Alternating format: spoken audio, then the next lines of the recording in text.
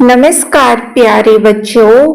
आज मैं आपको सुनाने जा रही हूँ हिंदी साहित्य के महान लेखक मुंशी प्रेमचंद की सबसे मशहूर और प्यारी कहानी दो बेलों की कथा।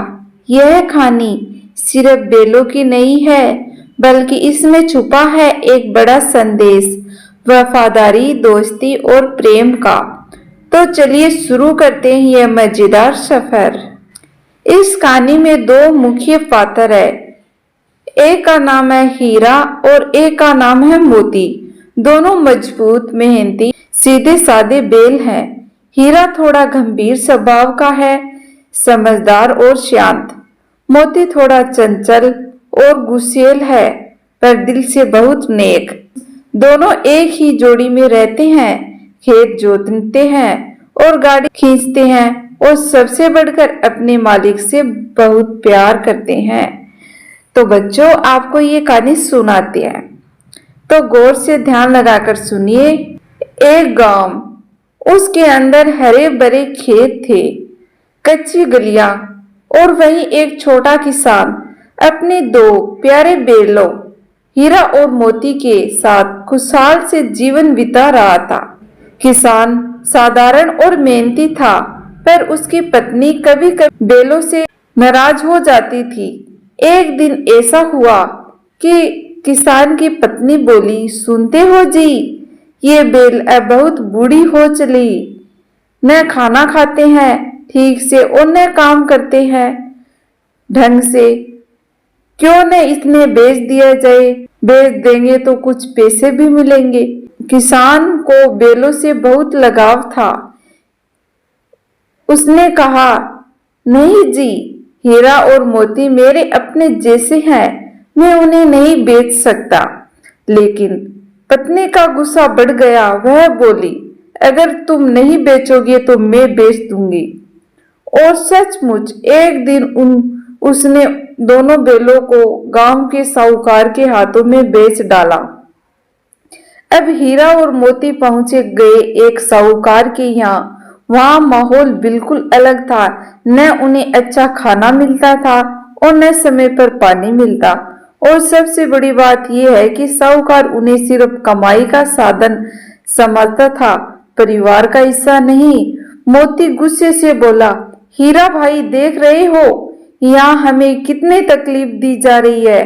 हमारे मालिक ने हमें कभी ऐसे नहीं रखा। हीरा शांत स्वर में बोला, सहन करो भाई मोती, शायद किस्मत में यही लिखा था। एक दिन साहूकार ने बैलों को बहुत थका देने वाला काम कराया। पूरे दिन गाड़ी खींचती खींचती दोनों बैलों चूर हो गए, और शाम के समय आते आते जब उन्हें खाना मिला तो वह सूखा भूसा था।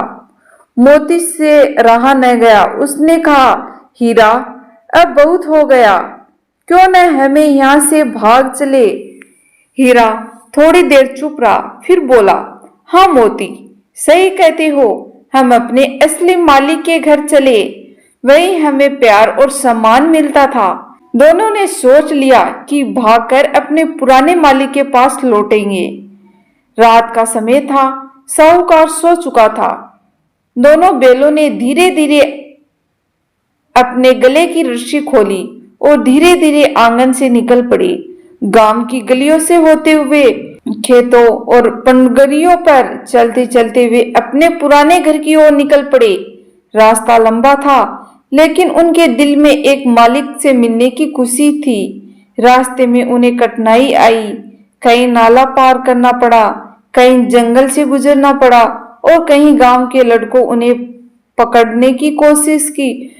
लेकिन दोनों बैल हिम्मत से चलते रहे।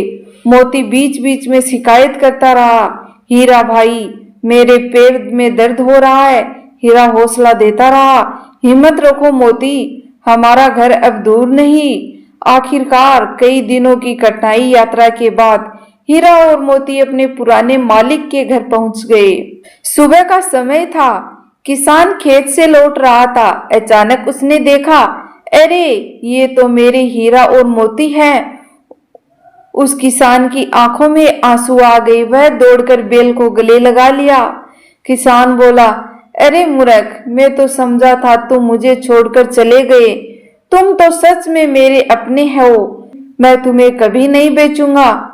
बेलों ने उसी समय माली की गोद में सुकून पा लिया। कहानी से बच्चों हमें यही शिक्षा मिलती है कि जानवरों में भी भावनाएं होती है, वे भी प्यार और निष्ठा समझते हैं। और इंसान पशु के बीच तो यही रिश्ता सिर्फ स्वार्थ का नहीं बल्कि आत्मीयता का और विश्वास का होता है।